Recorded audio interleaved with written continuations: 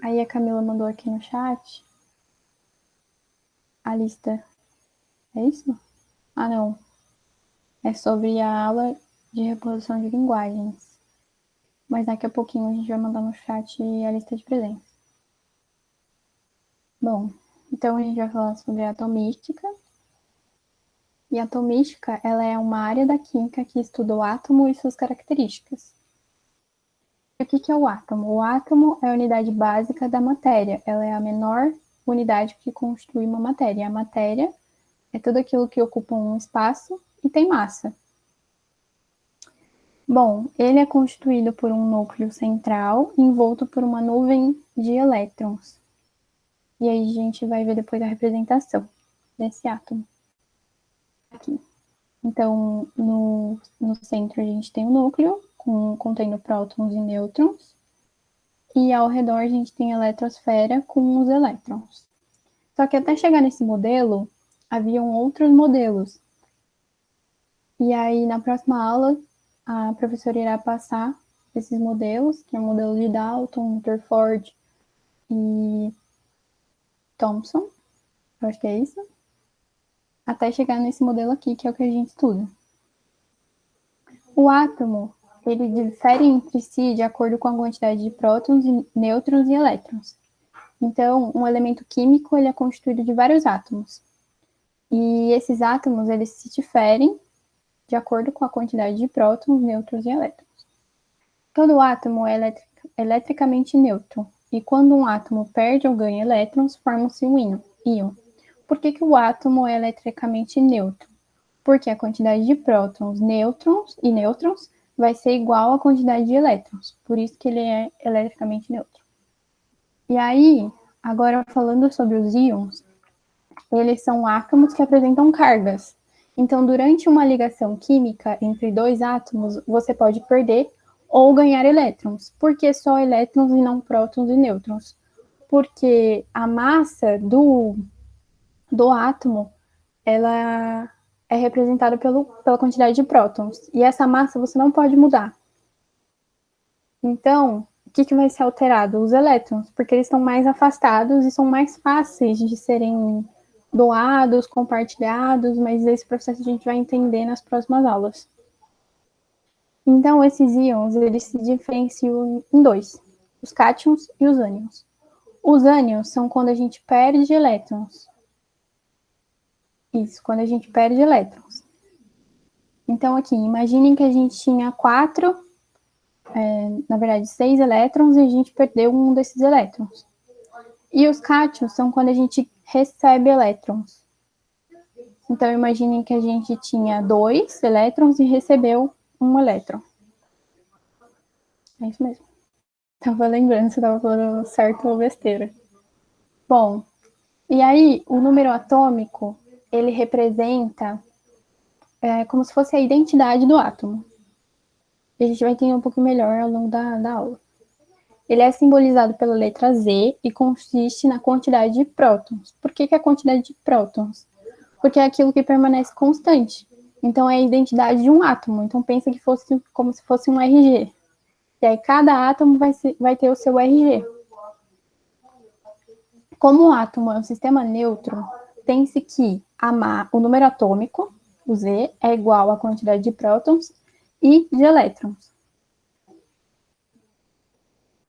O número de massa se refere à somatória dos prótons e nêutrons e é representado pela seguinte forma: A igual a Z mais N. Z, o número atômico, e N, o número de nêutrons. E A, simbolizada o número de massa, é simbolizado pela letra A. E aqui, exemplificando, né, o que eu quero trazer para vocês sobre essa explicação. Então, um elemento químico, por exemplo, o oxigênio, tem os seguintes dados: massa atômica 16, número atômico não sabemos, e o número de nêutrons igual a 8. E aí eu pergunto para vocês, descubra o valor da massa atômica desse elemento. Se eu sei, não é a massa atômica, é o número atômico, tá errado, gente. Se eu sei a massa atômica e a quantidade de nêutrons, eu consigo descobrir o número atômico através dessa fórmula. Então, aqui eu coloquei, considerando que A igual a Z mais N, tem-se que 16, que é a quantidade de A, da massa, o Z, que eu não sei, que é o valor que eu quero encontrar, mais 8, que é a quantidade de nêutrons. E aí, se eu subtrair o 16 por 8, eu tenho que a quantidade do número atômico é igual a 8. E aí, outra coisa, se eu sei que o número atômico é 8, eu também sei que a quantidade de prótons vai ser 8 e a quantidade de elétrons. Porque lembra que tem uma outra fórmula? Z igual a P igual a E. Até aqui, tudo bem? Prótons e elétrons vai ter a mesma quantidade sempre. Isso. Isso. Então, tudo bem. Porque a gente tem um átomo com um sistema eletricamente neutro. A quantidade tem que ser igual para eles se neutralizarem, sabe? Mais com menos.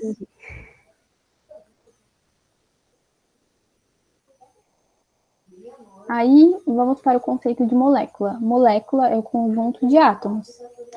E os átomos, lembrando, é a unidade básica da matéria, que contém um núcleo e uma nuvem de elétrons. E aí, a fórmula molecular é o retrato da molécula. Então, aqui eu coloquei alguns exemplos de moléculas. E aí, cada corzinha dessa bolinha significa um elemento, um conjunto de átomos iguais. E aí, esses elementos estão ligados por ligações químicas. Aqui é a representação da molécula de glicose. Aqui eu não me lembro a representação, mas eu acho que é do metano. Aqui é da amônia e aqui é do oxigênio. E aí, simplificando. Então, a gente tem uma substância, a amônia. A amônia tem fórmula molecular NH3. E aí, o que me diz essa fórmula molecular? Ela me diz a quantidade de elementos e a quantidade de átomos. E aí, quanto que é a quantidade de elementos? 2 elementos, o N e o H, nitrogênio e hidrogênio. E a quantidade de átomos? 4, 3 hidrogênios, 1 nitrogênio. Já o bicarbonato de sódio, ele me apresenta uma outra fórmula. Nessa fórmula eu tenho 4 elementos. O sódio, Na, o H, que é o hidrogênio, o C, carbono, o O, oxigênio. E a quantidade de átomos? 3 átomos de oxigênio, 1 átomo de carbono, 1 átomo de hidrogênio e 1 átomo de sódio. Se eu somar esses átomos, eu tenho 6 átomos no total. Todo mundo conseguiu entender isso? Porque é uma coisa muito simples, mas que ajuda muito para entender as próximas aulas.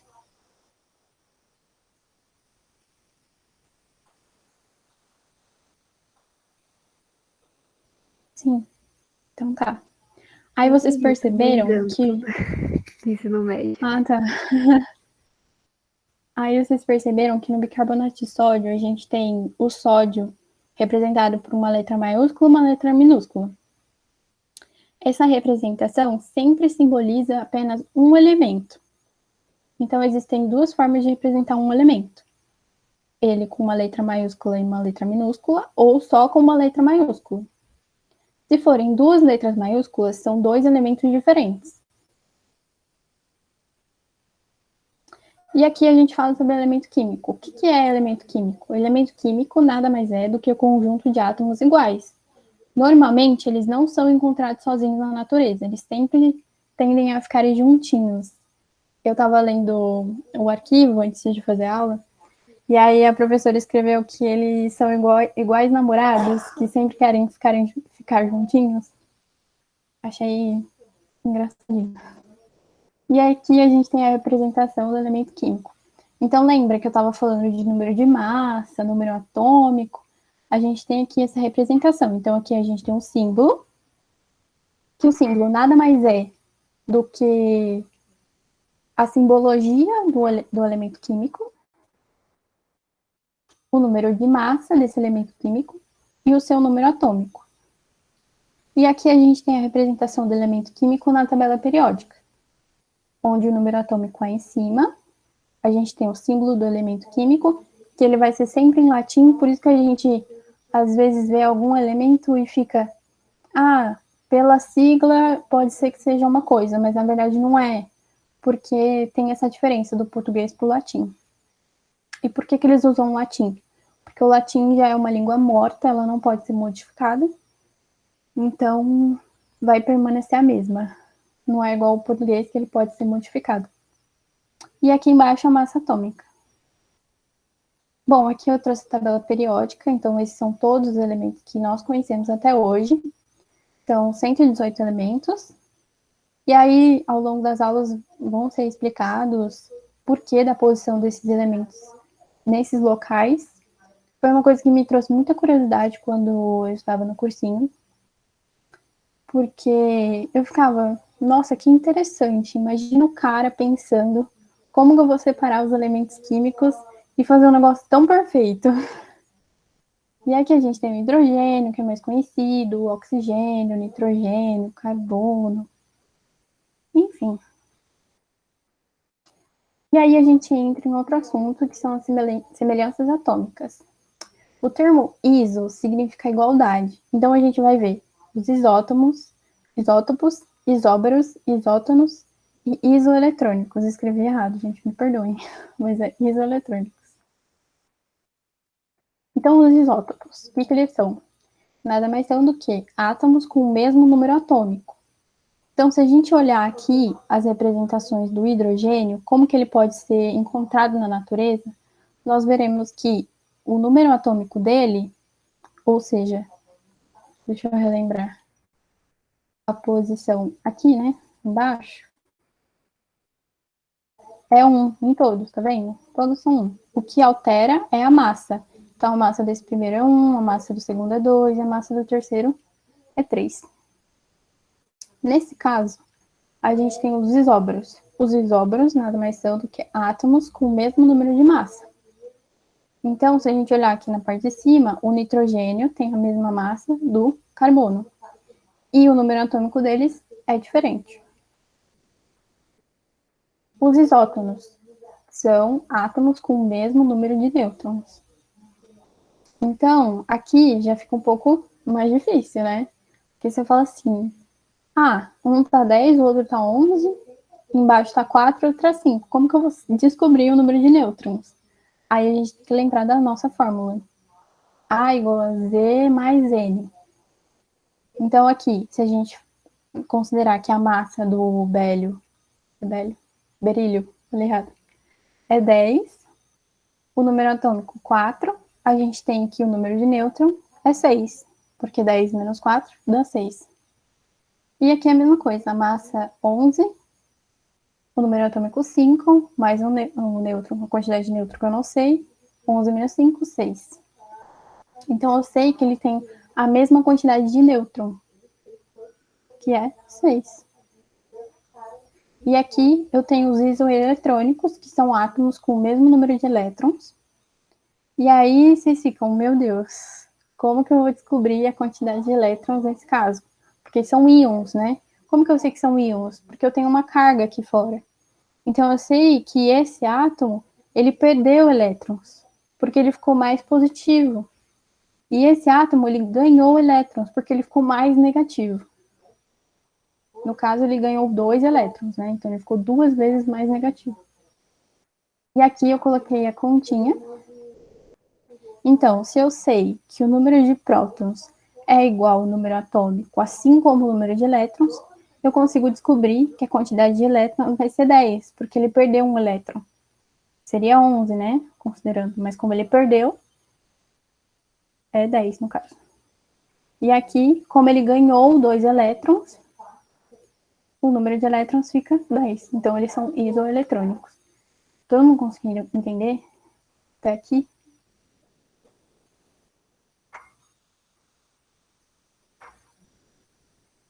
Essa última parte do isoelétrico eu não entendi, não. Se puder Tá. explicar de Eu vou novo. voltar, então. Só dessa conta aí, essa última que você mostrou, que vai ganhar 1 e o outro vai perder 2. Tá. O sódio, ele normalmente é isoeletrônico, lembra? A questão das cargas serem equivalentes. Então, a quantidade de prótons vai ser a mesma coisa que a quantidade de elétrons. Nesse caso, ele é um íon, porque o íon, ele pode... O íon, na verdade, ele é um átomo que ele perdeu ou ganhou elétrons. Lembra que a gente só pode ganhar ou perder elétrons e não prótons.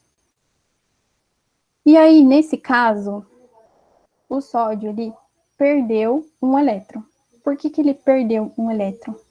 Porque se eu tenho uma quantidade de elétrons ali e eu perder um, a minha carga fica positiva, não fica mais negativa.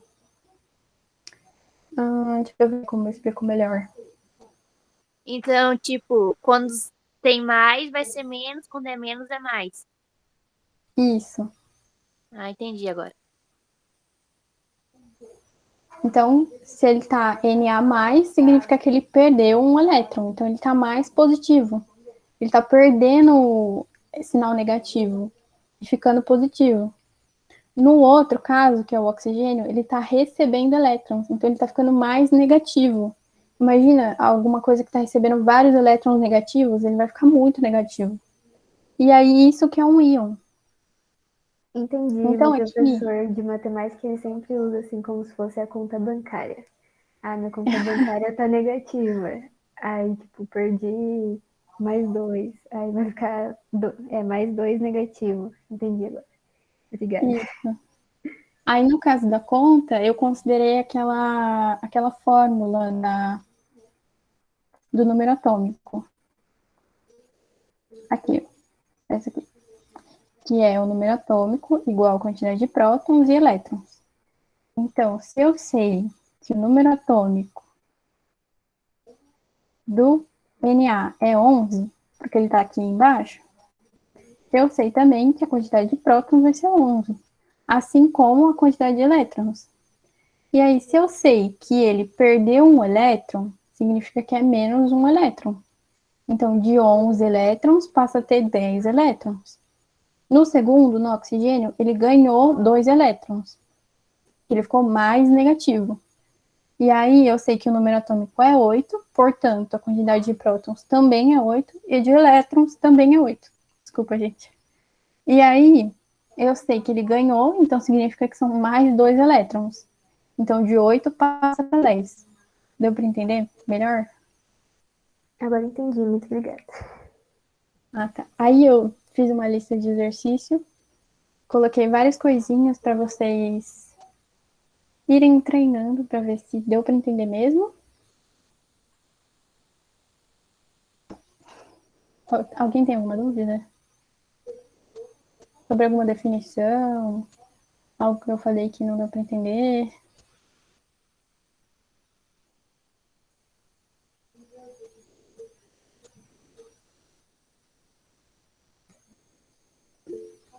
Não? Ah, então tá. Que isso. Aí eu coloquei aqui no contato.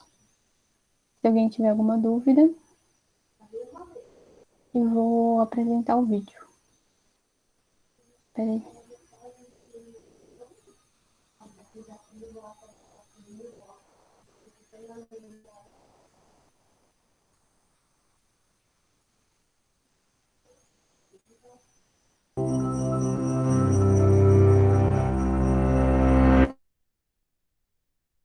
Atoms don't ride solo. Instead, they bond with other atoms. Now, bonds can form between atoms of the same element, or atoms of different elements.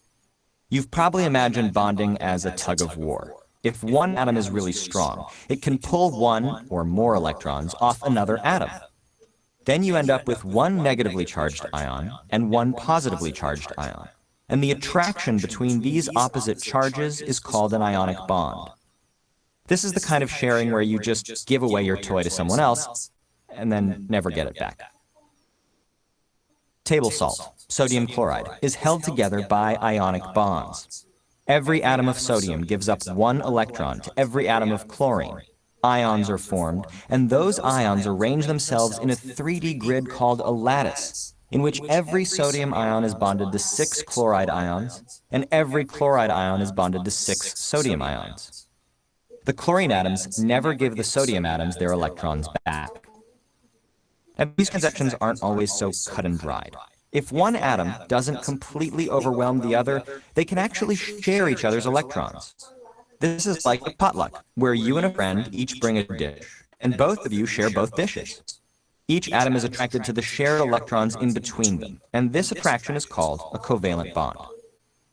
The proteins and DNA in our bodies, for example, are held together largely by these covalent bonds.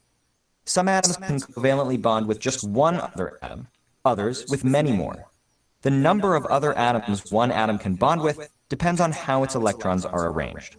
So, how are electrons arranged? Every atom of a pure, unbonded element is electrically neutral, because it contains the same number of protons in the nucleus as it does electrons around the nucleus. And not all of those electrons are available for bonding. Only the outermost electrons, the ones in orbitals furthest from the nucleus, the ones with the most energy, only those participate in bonding. By the way, this applies to ionic bonding too.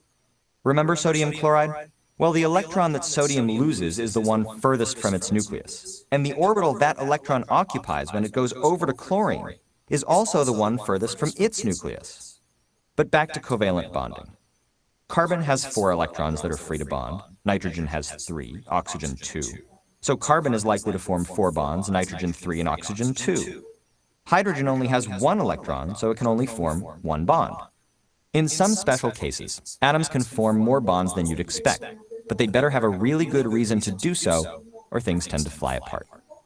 Groups of atoms that share electrons covalently with each other are called molecules. They can be small. For example, every molecule of oxygen gas is made up of just 2 oxygen atoms bonded to each other. Or they can be really, really big. Human chromosome 13 is just 2 molecules, but each one has over 37 billion atoms. And this neighborhood, this city of atoms, is held together by the humble chemical bond.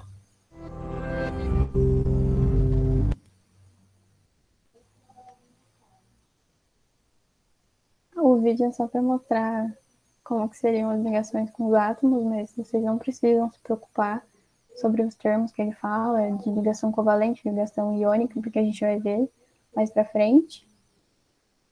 E eu acho que é isso, gente. Não sei se eu tenho mais algum vídeo. Eu achei que ficaria mais longa a aula. Acho que eu falo muito rápido. Alguém tem alguma dúvida sobre o vídeo, sobre a aula? Foi muito legal o vídeo. Eu queria perguntar sobre os exercícios, se vai ter data de entrega, se vai ser tipo quinzenal ou semanal. Às vezes não dá tempo de fazer no final de semana, aí eu faço no outro. Certo. Você prefere que seja que eu passe agora e só corrija no final, porque nós de Química separamos uma aula no final só para corrigir exercício de todas as aulas referentes à atomística, ou você prefere que seja para semana que vem? Para, tipo assim, você se policiar, eu faço para semana que vem e da próxima semana, na próxima semana, entendeu? Da próxima aula na próxima semana. Não entendi. A segunda parte. Tudo bem. Ó, eu posso passar o exercício para vocês responderem daqui a 3 semanas ou para vocês responderem até semana que vem. Acho que até semana que vem dá. E aí, o resto do pessoal. porque aí você consegue se policiar, por exemplo, o dessa aula eu tenho que fazer até semana que vem. O da próxima aula até a próxima semana, e assim sucessivamente. Acho que deu para entender melhor. Sim. Acho que assim fica bom. Do que deixar acumular para o final, entendeu? Aí eu vou colocar os exercícios como para entregar. E aí, se vocês tiverem qualquer dúvida sobre os exercícios, vocês podem me perguntar. A maioria dos exercícios levam em consideração aquela fórmula da massa, que ela é muito utilizada na maioria dos exercícios sobre esse conteúdo, semelhanças atômicas. E eu acho que é isso. E aquela da massa também.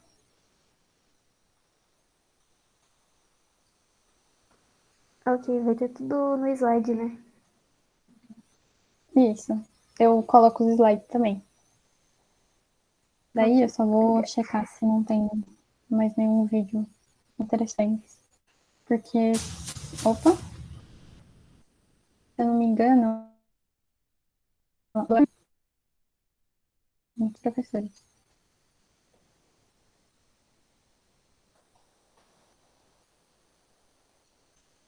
Mas o que vocês estão lendo de química? É muito chato? Ou não? Tchau, tia. Desculpa, gente. Ah, por enquanto tá dando pra entender. Ah, que bom. Sendo bom.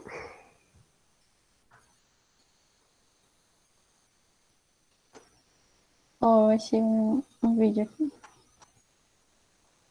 Vou passar para vocês.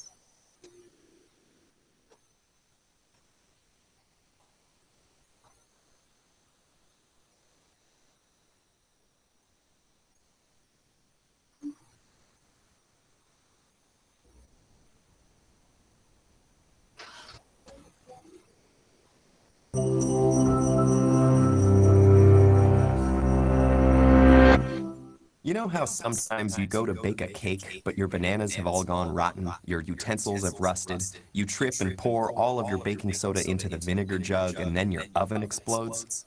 My friend, you and your chemical reactions have fallen victim to enthalpy and entropy, and boy are they forces to be reckoned with. Now your reactants are all products. So what are these E words, and what's their big idea? Let's start with enthalpy, an increase or decrease of energy during a chemical reaction. Every molecule has a certain amount of chemical potential energy stored within the bonds between its atoms. Chemicals with more energy are less stable, and thus more likely to react. Let's visualize the energy flow in a reaction, the combustion of hydrogen and oxygen, by playing a round of crazy golf. Our goal is to get a ball, the reactant, up a small rise and down the other, much steeper slope. Where the hill goes up, we need to add energy to the ball. And where it goes down, the ball releases energy into its surroundings. The whole represents the product, or result of the reaction. When the reaction period ends, the ball is inside the hole, and we have our product, water. This, like when our oven exploded, is an exothermic reaction, meaning that the chemical's final energy is less than its starting energy, and the difference has been added to the surrounding environment as light and heat. We can also play out the opposite type of reaction, an endothermic reaction, where the final energy is greater than the starting energy.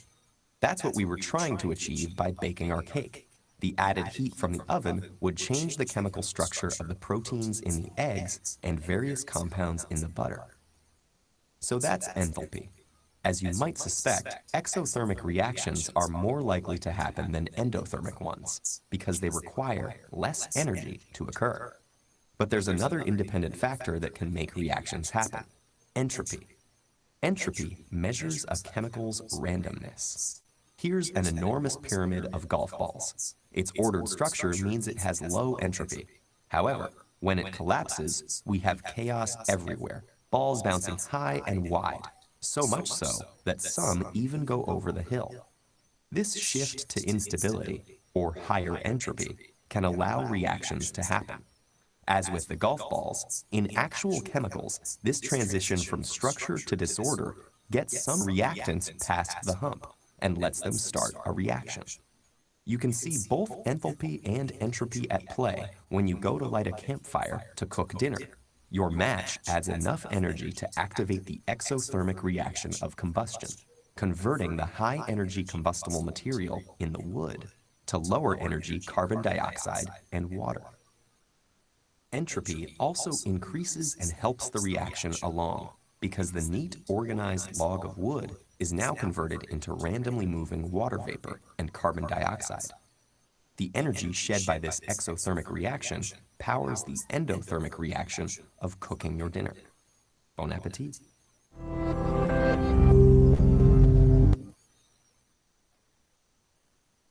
Esse vídeo é legal porque mostra coisas do nosso cotidiano, relacionados com a química. Então, lembra quando eu falei da energia? Que a química, ela envolve matéria, objeto, energia, corpo. E eu acho que eu falei tudo. Então, a energia, ela é envolvida nas ligações. Então, por exemplo, numa digestão de um alimento que vocês comeram, é uma proteína. A ligação entre os átomos, os elementos químicos, gera energia, tem uma energia muito forte. Quando a gente quebra em pedaços menores para serem absorvidos pelo corpo, a gente tem a liberação dessa energia. E aí, no corpo, essa energia ela é armazenada na forma de ATP, que vai ser utilizada pelas células para o próprio desenvolvimento do corpo e outras funções. Então, era só para mostrar a relação da química no cotidiano, vamos dizer assim. Eu acho muito interessante. Aí eu acho que era isso, gente. Alguém tem alguma dúvida? Dúvidas sobre como acessar o Classroom, o Drive, algo do tipo?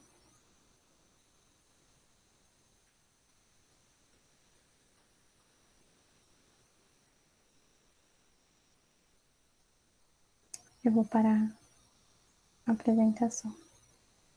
Ou a gravação, na verdade.